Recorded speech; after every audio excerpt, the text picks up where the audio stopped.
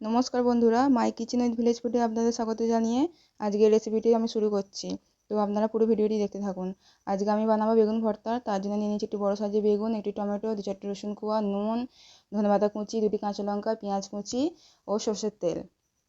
তো প্রথমে বেগুন পোড়ানোর জন্য আমি বেগুনটা হালকা করে ছুরি দিয়ে চিড়ে নিচ্ছি। চিড়ে নিয়ে তাতে একে একে রসুনের কোয়াগুলি এইভাবে দিয়ে দেবো। রসুনের কোয়াগুলি এইভাবে দিয়ে দেবো যাতে বেগুন পোড়ানোর সময় রসুনের কোয়াগুলি ভালোভাবে পুড়ে যায়। আমি ছুরি দিয়ে এখানে হালকা করে চিড়ে নিয়ে রসুনের কোয়াগুলি এইভাবে দিয়ে দিচ্ছি। দেখুন একে একে আমার রসুনের কোয়াগুলি সব ভালোভাবে দেওয়া হয়ে গেছে। এবার আমি বেগুন পোড়ানোর জন্য প্রথমে আমি তেল মাখিয়ে নেবো বেগুনের মধ্যে ভালো করে। দেখুন আমি সরষের তেল মাখিয়ে নিচ্ছি এখানে, যাতে বেগুন পোড়ানোর পরে বেগুনের পোড়া খোসাটা ভালোভাবে ছেড়ে যায়। তার জন্য আমি তেল মাখিয়ে নিয়েছি। সে একইভাবে আমি টমেটোর মধ্যেও তেল মাখিয়ে নেব। তো ভালোভাবে আমি তেল মাখিয়ে নিচ্ছি।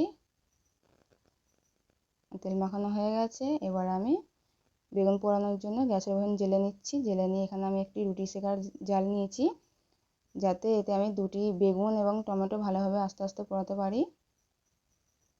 এইতে করে ভালো সুবিধা হয় দুটো একসাথে পোড়ানো, তাই আমি এখানে রুটি সেকার একটি জাল নিয়ে নিয়েছি।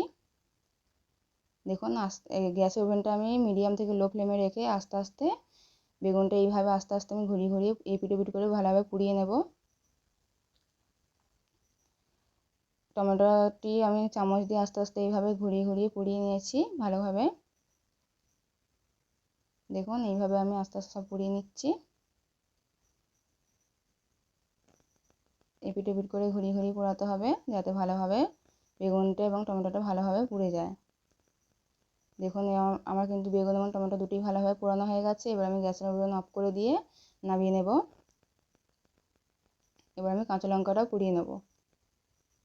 কাঁচা লঙ্কাটা আমার ভালোভাবে পোড়ানো হয়ে গেছে। এবার গ্যাসের ওভেন অফ করে দিয়ে এবার বেগুনটাই মাখবো।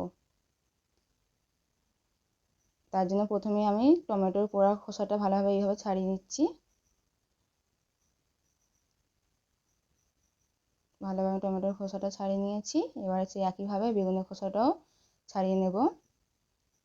যেহেতু খুব গরম, তাই আমি আস্তে আস্তেই বেগুনের খোসাটা ছাড়াচ্ছি।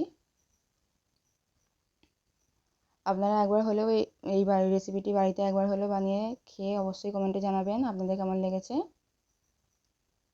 দেখুন আমার বেগুনের খোসাটা কিন্তু ভালোভাবে ছাড়ানো হয়ে গেছে। এবার আমি বেগুনটা এইভাবে বেগুন এবং টমেটো ভালোভাবে সব উপকরণ দিয়ে মাখিয়ে নেব। আপনারা যদি আমার এই চ্যানেলে নতুন হয়ে থাকেন অবশ্যই চ্যানেলটিকে লাইক করতে ভুলবেন না এবং চ্যানেলটিকে অবশ্যই সাবস্ক্রাইব করে দেবেন। এবং রান্নাটি আপনাদের কেমন লাগলো অবশ্যই কমেন্টে জানাবেন।